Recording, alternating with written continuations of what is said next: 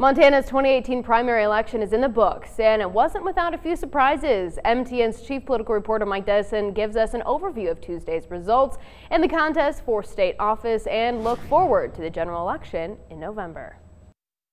In the state's top two primary contests Tuesday, one result was as expected, but the other not so much. Former state lawmaker Kathleen Williams of Bozeman was the surprise winner of the Democratic U.S. House primary, capturing a five-way race with 34% of the vote. She edged out Billings attorney John Heenan by about 2,000 votes, and now faces Republican Congressman Greg Gianforte in the fall. We're so thrilled to be the nominee and ready to move forward in the general election against Gianforte.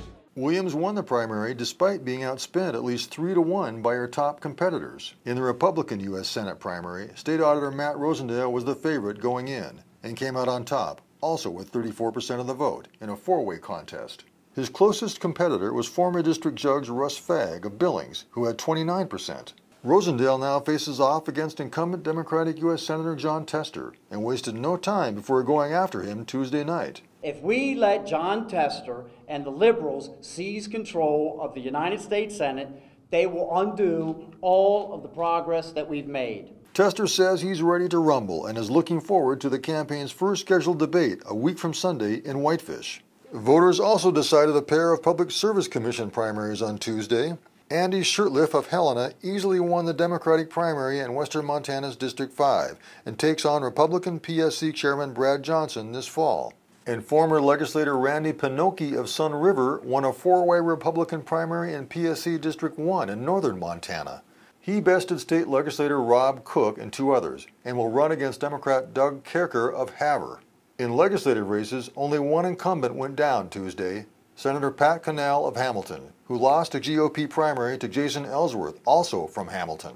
However, Republican State Representative Mike Hopkins of Missoula won his three-way primary by only 4 votes and may face a recount. Turnout also was strong on Tuesday, 41% of registered voters, well above the usual non-presidential year primary average of about 33%. And one last thing, the Trump factor. We know the president will play a role in the outcome of Montana's general election this fall, but it's far too early to guess what that influence may or may not be. Reporting from Helena, Mike Dennison, MTN News. And the Green Party also had a U.S. Senate primary on Tuesday. It was won by Steve Kelly of Bozeman.